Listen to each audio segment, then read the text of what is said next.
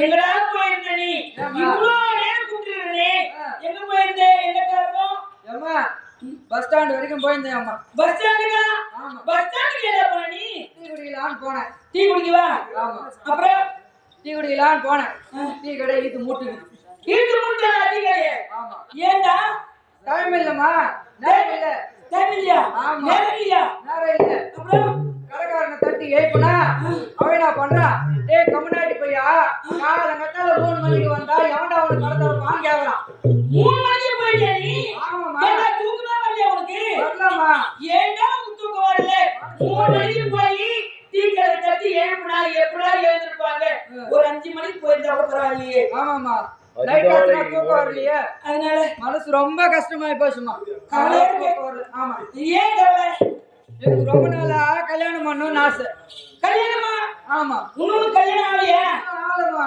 அப்ப எப்ப கல்யாணம் பண்ணி போற எனக்கும் தெரியல என்ன உங்களுக்கு தெரியல ஏன்னா ஒரு பொண்ணு பார்த்து திருமணம் செய்ய வந்தேனே செட் ஆகலமா செட் ஆகலையா செட் பண்றா முடியலமா ஆமா செட் பண்ணிட்டா நேத்து தேவிகா பார்த்தா நான் எங்க நாள் இருக்கிற பொண்ணு கை பிடிச்சி இழுத்துன்னு வந்தேன்னா அப்புறம் ஊராளுக்கு ஃபுல்லா என்ன அடிக்கிறதுக்கு ஓடியாந்துருவாங்க சரி ஏன்னா ஒரு பொண்ணு பார்த்து திருமணம் செய்ய வேண்டியதானே செய்யலான்னு எனக்கு தான் ஆசை டப்பு இல்ல பணம் இல்லையா இல்லம்மா நான் யாரா ஆமா லட்சுமி தேவி லட்சுமி தேவி என்ன வணங்கினா நான் காசு பணம்லாம் கொடுப்பேன்டா. அப்படியா? அப்ப இதோ வாங்குற. கொடுக்குறேன்டா. வீட்டுல போய் பாரு. பணம் கோவிச்சுக்கிறது. எல்லா கடவுளும் தான் சொல்றாங்க. ஆனா இருக்க வர மாட்டேங்குதுமா. சரி, ஒரு பொண்ணை பத்திரமா செய்து நடத்த வேண்டும். ஆனா என்னுடைய சுவாமி காணலையேடா. அப்படியாமா? அவர் எங்க போயிருக்காரு தெரியலையே. ஆனா அவர் காத்தாலாம் போனேன். அப்படியா? அவர் இல்லாமல் என் மனசு எங்கேயே எப்படி தெரியுமா? அசைந்தாலும் தென்றலே தூங்கி செல்லாலே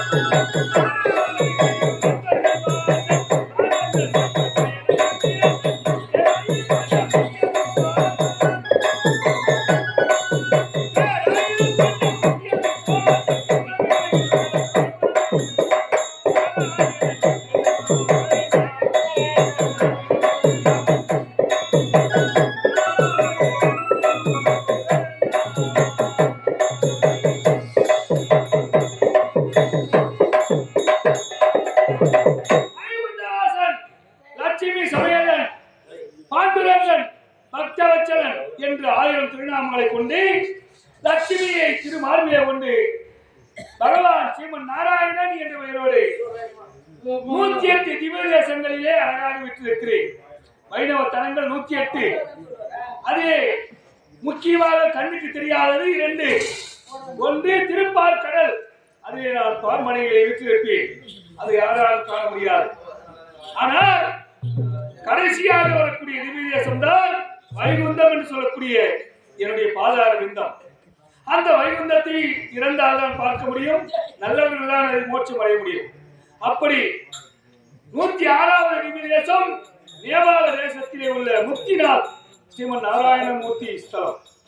அங்கே மூர்த்தியாக அவதாரம் எடுத்து சால கிராமம் என்ற கல்லினால் ஆன பெருமாளாக தரிசிக்க வருகிறார்கள் நேபாளத்திற்கு.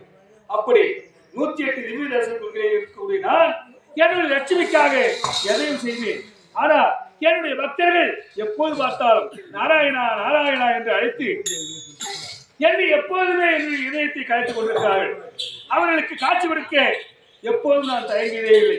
கோவிந்தா என்றால் ஓடி சென்று அவர்கள் குறை தீர்ப்பதுதான் என்னுடைய முதல் தலையாய கடமை. அதனால் கோவிந்தா என்று கூப்பிடக்கூடியவர்கள் எத்தனையோ பேர்களுக்கு எவ்வளவு ஆபத்துகளை நீக்கி இருக்கின்றேன். பக்தர்களை காப்பாற்ற வேண்டும். உலகத்திலே தர்மத்தை அதர்மத்தை அழிக்க வேண்டும் என்று 10 அவதாரங்கள் இருக்கிறது. 1 அல்ல 2 அல்ல 10 அவதாரம். 10 அவதாரங்களிலே பகைவர்களை எல்லாம் கொன்று மண்மீராக்கி இந்த நாட்டையே காப்பாற்றிருக்கிறேன். அப்படி நான் எடுத்த 10 அவதாரங்களிலே முதல் அவதாரம் மச்சம் என்று சொல்லக்கூடிய மீன் அவதாரம். ஏன் இடத்தில் சோமுகா சூரன் என்னும் அரக்கன் 4 வேதங்களாகிய ரிக்கு யசு சாமு மதனம் என்று சொல்லக்கூடிய 4 வேதங்களை கடவாளி கொண்டு போய் ஆறு என்று சொல்லக்கூடிய சமுத்திரத்தில் மறைந்துவிட்டார். பிரம்மதேவன் ஓடி வந்தார். என்னிடத்தில் உரையிட்டார், தந்தையே 4 வேதங்களை கவர்ந்து போய்விட்டார் அரக்கர் என்று. அந்த 4 வேதங்களை காப்பாற்ற பிரம்மதேவனின் படைப்பை காப்பாற்ற நான் எடுத்த அவதாரம் முதல் அவதாரம் மச்சம் என்று சொல்லக்கூடிய மீன் அவதாரம். 2வது அவதாரம் நான் எடுத்தது ஆமை என்று சொல்லக்கூடிய ஆமை அவதாரம். ஆமை அவதாரம் எதற்காக எடுத்து 33 கோடி தேவர்களும் 48,000 விஷயங்களும் ஒன்று சேர்ந்து அரக்கர்கள் ஒருபுறம் தேவர்கள் ஒருபுறம் தேவ அமிர்தம் கடைந்தார்கள். அந்த தேவ அமிர்தம் கடையே மந்திரிகளின் மலையை மத்தாகவும் வாசுகி என்று சொல்லக்கூடிய பாம்பை கையாகவும் கொண்டு இருபுறமும் தேவர்களும் அசுரர்களும் மாறி மாறி இழுத்து அங்கே அமிர்தம் கிடைக்கிறார்கள். அந்த சமயத்திலே அந்த பர்வதமானது நிலையாக நிற்காமல் அப்படியே ஆடுகிறது, அசைகிறது. அந்த சமயத்திலே தேவர்கள் எல்லோரும் ஓ என்று கருதுகிறார்கள், எங்கே மலை நம்மை சாய்ந்து விடுவோம், தேவர் இடம் அழிந்து விடுவோம் என்று. அதனால் அந்த மலையை முதுகில் இருக்கக்கூடிய ஆமையின் ஓட்டால் தாண்டுவதற்காக 2வது அவதாரமாக நான் எடுத்தது ஆமை என்று சொல்லக்கூடிய கூர்மம் அவதாரம். என்னுடைய 3வது அவதாரம் இரணியாக்கரன் பூமாதேவியை சிறைப்படுத்தி விட்டார். அந்த பூமாதேவிக்காக பறந்து சென்றால் இரணியாக்கரனோடு கோரிட்டு என்னோடு கோரிட முடியாமல் அந்த சரியான ஓடினா சரினா மறைவாக எங்கேயுமே மறைவதில்லை நான். அதனால் அவன் என்ன செய்தார், நரகத்தில் சொல்லக்கூடிய மனித மாமிசத்தால் மனித கழிவுகளால் ஒரு கோட்டை கட்டினார். அதுதான் நரக கோட்டை. அந்த நரகலால் கோட்டை கட்டி அவனை எப்படி மறைக்க வேண்டும் என்று ஒரு வெண்பந்தி அவதாரப்படுத்தி வராகம் என்று சொல்லக்கூடிய வெண்பந்தி அவதாரம். 3வது அவதாரம் வராக அவதாரம். 4வது அவதாரம் அந்த இரணியாக்கரின் தம்பி இரணியகசிபு. இந்த உலகிலே நிலையானவன் நான் தான், இந்த உலகத்திலே சிறந்தவன் நான் தான், உயர்ந்தவன் நான் தான் என்று ஆணவத்தோடு இருந்தார் இரணியகசிபு. அவனை அழிக்க என்னுடைய அம்சத்திலே ஸ்ரீமன் நாராயணன் அம்சத்திலே அவளுடைய மனைவி நீலாவதி வயிற்றிலே என்னுடைய பக்தராக பிரகலாதனாக அவதாரம் செய்தேன். அப்படி செய்து 5 வயதிலே பள்ளியில் சேர்த்த போது அவன் ஓம் நமோ நாராயணா என்று சொல்லக்கூடிய மந்திரத்தை கேட்டு அதிர்ச்சி அடைந்தான் இரணியகசிபு. என்னை வணங்காமல் என்னுடைய மகன் என் தம்பியை கொண்டு அவனை வணங்குகிறாயே என்று அவனுடைய மகனை பல சித்திரவதைகள் செய்தார். அந்த சமயத்திலே நீ வணங்கும் தெய்வம் எங்கே இருக்கிறார், எனக்கு காட்ட முடியுமா என்று இரணியரை கேட்டு பிரகலாதன் நீங்கள் எந்த இடத்தில் காட்டாமல் காட்டுகிறேன் என்று ஏற்றுக்கொண்டார். அப்பொழுது பிரகலாதனுக்கு தரிசனம் கொடுக்க இரணியகசிபுவை அழிக்க நான் அவன் சார்ந்திருக்கும் மணி தூணிலே இருந்து கல் தூணிலே இருந்து உடலெல்லாம் நரம்புகளாக முகம் மற்றும் சிங்க முகமாக நர சிங்க அவதாரம் எடுத்து இரணியகசிபுவை கொன்றே பிரகலாதனை காட்டி பிரகலாதனுக்கு லட்சுமி சமையலாக நான் அப்போது யோக நரசிம்மனாக ஸ்ரீ சோழிங்கபுரம் மலையிலே காட்சி கொடுத்து இன்றும் அந்த மலைக்கு என்னை வணங்க பக்தர்கள் நிறைய பேர் வருகிறார்கள். அப்படி 4வது அவதாரம் சிங்க அவதாரம், 5வது அவதாரம் குள்ள பிராமண வடிவம். ஏன் இந்த உலகத்திலே தானங்களிலே சிறந்ததெல்லாம் வாரி வாரி வழங்குகிறார் மாமலை சக்கரவர்த்தி என்று சொல்லக்கூடிய ஒருவர். எது கேட்டாலும் தருவேன், எவ்வளவு கேட்டாலும் தருவேன், என்னால் முடியாத ஒன்றுமைகளை மாற்றத்தினார் அந்த மாமலை. அவர் ஆணவத்தை அடக்க வேண்டும், மன்னனான இவருக்கு இவ்வளவு ஆணவம் இருக்கக்கூடாது என்று உடனே உள்ள பிராமணனாக கையிலே விளைவித்து சென்று மாமலை கேட்டு எனக்கு 3 அடி மண் வேண்டும் என்று 3 அடி மண் உனக்கு எங்கு வேண்டுமானால் மறந்து கொண்டு ஆணவத்தோடு விட்டார். மாமலை மாற்றி சிறமை கொண்டு இந்த விண்ணை ஒரு அடியாகவும் மண்ணை ஒரு அடியாக மறந்துவிட்டு 3வது அடிக்கு இடைவெளியை வைக்கிறார். மாமலை எங்கே 3வது அடிக்கு மண் சொல், எந்த இடத்தில் அளப்பதற்கு கேட்டு உடனே சுவாமி உங்கள் மகிழ்ச்சி அறியாமல் நான் தவறு செய்துவிட்டேன், விண்ணையும் மண்ணையும் 2 அடியாக அளந்து விட்டீர்கள், இதற்கு மேல் 7 இடத்தில் இருக்கிறது அளக்க என்று சிரம் தாழ்ந்து வழங்கினார். அவர் பாதத்தில் ஒரு காலம் வைத்து திருவிக்கிரமாக காஞ்சிபுரத்திலே உலக அந்த பெருமாளாக காட்சியளித்து அது நான் எடுத்த 5வது அவதாரம் குள்ள பிராமண மாமன அவதாரம். 6வது அவதாரம் நான் எடுத்தது பரசுராம அவதாரம். வேதுகா என்று சொல்லக்கூடிய ஒரு பத்தினி கணவனுக்கு பணிவிடை செய்ய சென்றார். மணலால் உடல் செய்து நீரை எடுத்து வந்து கொடுத்து கணவனுக்கு உதவி செய்வது அவருடைய பழக்கம். ஒரு சமயம் கணவனுக்கு பாதுகாப்பு செய்தவள் எடுக்க சென்றால் மணலால் குளத்திலே தண்ணி. அப்பொழுது அந்தரத்திலே சென்றால் கந்தர்வன்.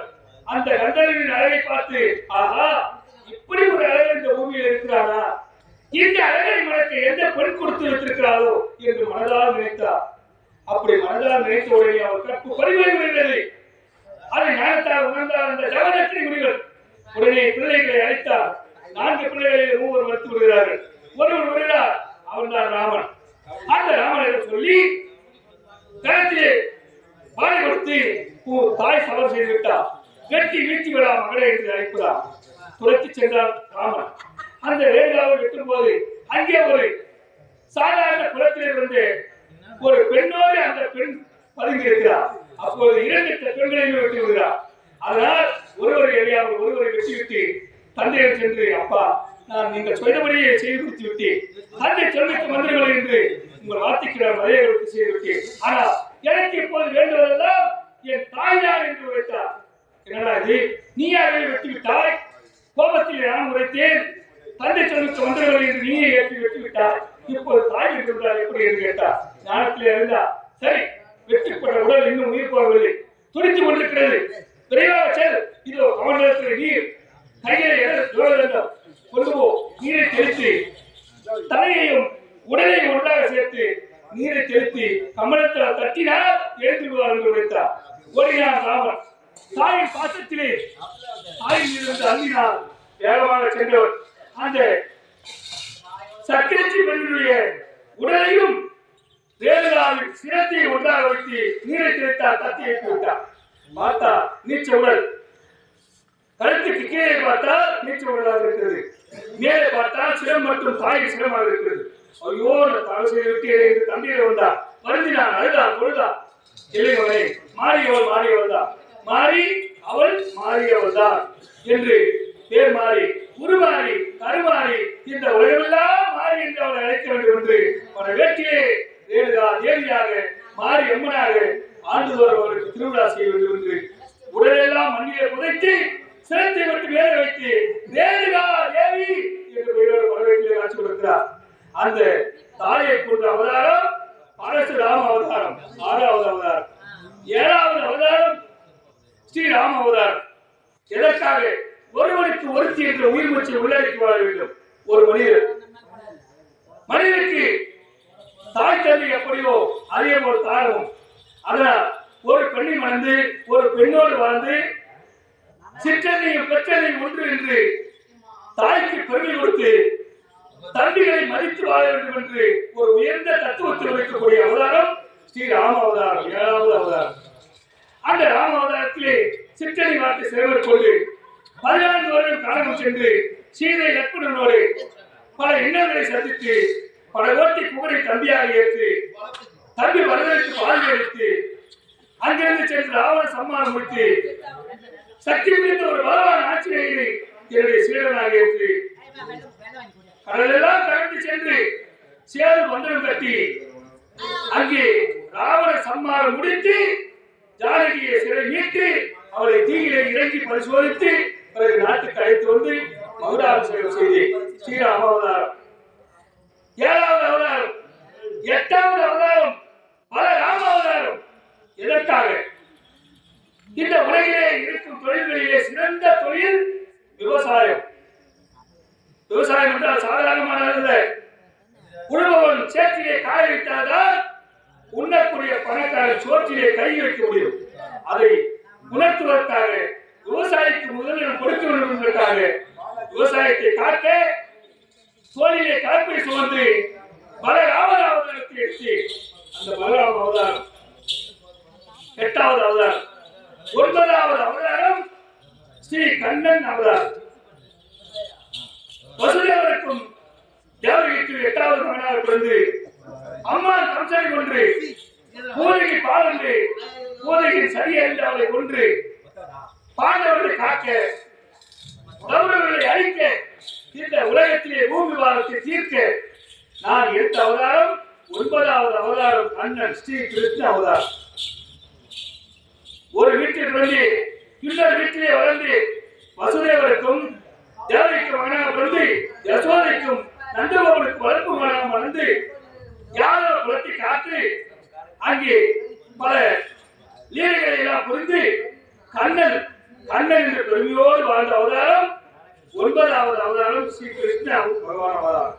பாரதத்தை முடித்த பிறகு கடைசியாக நான் எடுத்த அவதாரம் எடுத்திருக்கும் அவதாரம் கல்கி அவதாரம். வெள்ளை குதிரையிலே வெளிப்பட்டு உடுத்தி வீர வாளோடு வீரனுக்கு இறங்கினார்கள். எடுத்த அவதாரம் கல்கி அவதாரம். இந்த கல்கி அவதாரம் தான் எப்போது நடந்து கொண்டிருப்பது. இந்த கல்கி அவதாரத்தில் வடிவு என்னவென்றால் பெற்ற தாய் தந்தைக்கு பிள்ளை சோறு போட மாட்டார். நல்லவனோடு 4 பேர் போகவே மாட்டார். தீய பெயர்ப்பு கொண்டவனோடு 4 பேர் போய் கொண்டிருப்பார்கள். விலைவாசி அதிகமாகும், ஆன்மீகம் தலைக்கும். ஆனாலும் எங்கு பார்த்தாலும் கொள்ளை சம்பவங்கள் நடக்கும். மக்களிடத்திலே தீய பழக்கங்கள் அதிகமாகும். இதனால் கணவன் மனைவி உறவுகள் பாதிக்கப்படும். கணவனுக்கு பணிந்து அதுபோல் ஒருவனுக்கு ஒருத்தி என்று யாரும் வாழ மாட்டார்கள். அப்படி இந்த கலியுகத்திலே நடக்காத அநியாயங்கள் இருந்து மக்கள் தொகை தினமும் குறைந்து கொண்டே இருக்கும். எவனுக்கு அதிக வேலை வலுவாக இருக்கும். அதுதான் கலியுகம். இந்த கலியுகத்திலே கல்கியாக அவதாரம் எடுத்திருக்கின்றேன். 10 அவதாரம் எடுத்து இந்த உலகத்தை நல்ல முறையை காப்பாற்றி வருகிறேன். உடலெல்லாம் மகிழ்ச்சியாக இருக்கிறது. லட்சுமியோடு சென்று பிருந்தாவனத்திலே பாடி ஆடினால் உடல் ஆட்சிகளால் தீர்ந்து வரும்.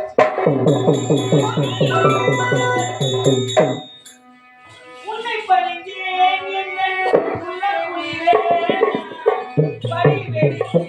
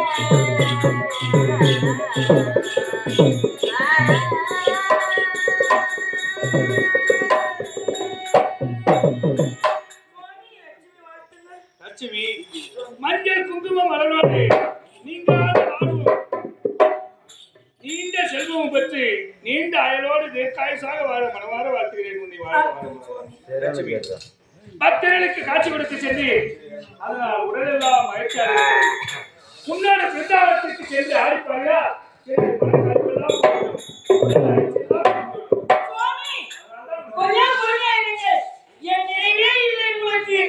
பத்திரிக்கே காட்சி கொடுத்து கொண்டிருந்தால் என்னமே என்ன அவனை என்ன மறந்தே விட்டுகிறேன் சுவாமி சுவாமி என்ன மறந்தே விட்டுகிறேன். நான் மறக்கவில்லையே, உன்னை மறக்க கூடாது என்றுதான் இதயத்திலே உன்னை மார்பகத்திலே வைத்திருக்கிறேன். உண்மைதான். என்னுடைய மைத்துனத்தை சிறச்சி மேல் வைத்திருக்கிற கங்கை ஆமா நானும் உன்னை மார்பிலே வைத்திருக்கிறேன். உண்மைதான் சுவாமி.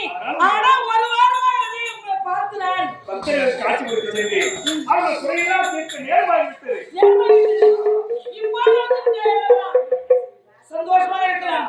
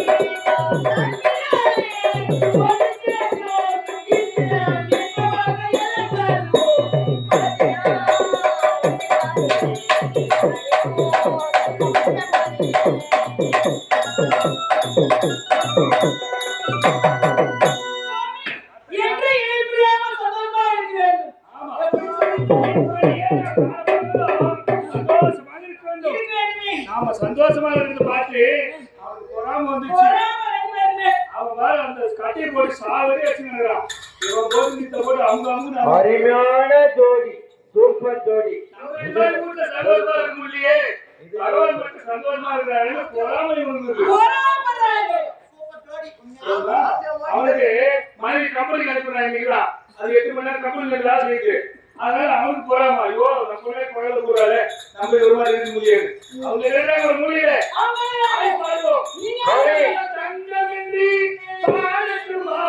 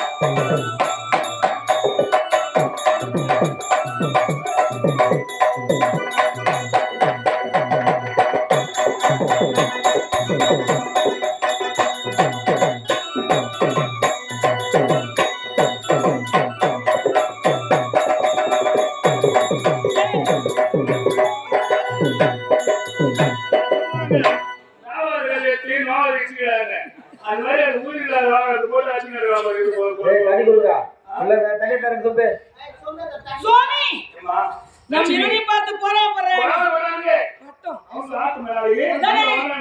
சொல்றோம் நீ போட்டு ஹலோ சாமி அவங்க யாரு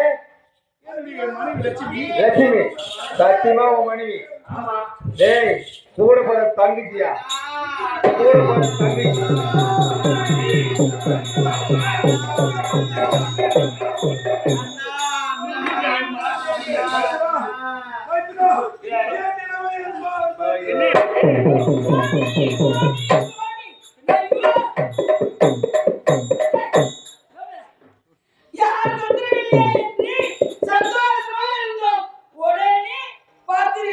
ஒரு ஆபத்தில் இருந்து விட்டது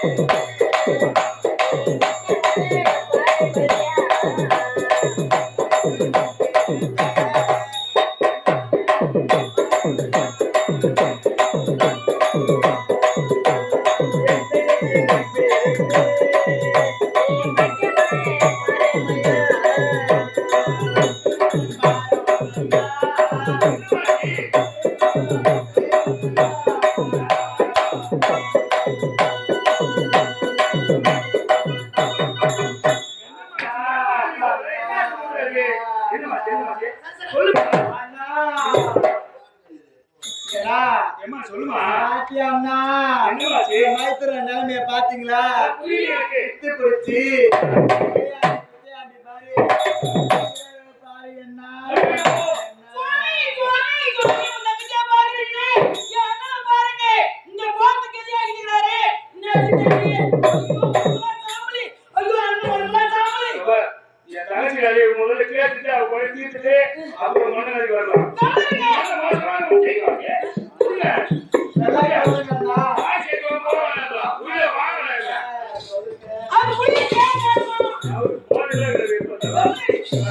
அவரு கெட்டா சாப்பிடுறாரு குடிக்கிறாரு சொல்றீங்க அதுதான் காரணம். இப்போ நீங்க என்ன சாப்பிடுறீங்க? நான் எது சாப்பிடுவேன்? ஏன் சாப்பிடுறீங்க? அந்த கச்சிதமா நான் வச்சிருக்கேன். ஆமா நீங்க வந்திருக்காங்களே ஆமா. எங்க அண்ணி அவங்க ஃப்ரீயா விட்டாங்க யாருன்னு. அதே அப்படிதான் அதனால அவர் கெட்டா சாப்பிடுறாரு குடிப்பாரு எவ்வளோ செய்வாரு. அவங்க கத்மானமா இல்லை. கணவனை வந்து கத்துக்குள்ள கைக்குள்ள அடக்கி வைக்கணும் அப்படின்ற மனைவி லட்சுமி. அவதான் ஆயிருக்குன்னா அவ போய் குடிக்கிறாரா நீ இஷ்டத்தை விட்டுக்கிறியா அவளை? இப்ப பிரச்சனை சரி இப்ப என்ன ஆச்சு உங்களுக்கு? முதல்ல விஷயத்துக்கு வாமா. அவரே பாமர மக்களுக்கு படி அளக்க செல்கிறேன் என்று உரைத்தார். உரைத்தவர் காட்சியில் நீங்கள் வந்து நான் கேட்டேன். ஆமா. அவர் என்ன உரைத்தார்? பஞ்சமுக சேவையோடு படி அளப்பேன் என்று உரைத்தார். ஆ. பஞ்சமுக சேவை நான் பார்த்ததே கிடையாது. பஞ்சமுக சேவை நான் பார்க்க வேண்டும் என்று அடம் பிடித்தேன். சரி அடம் பிடித்த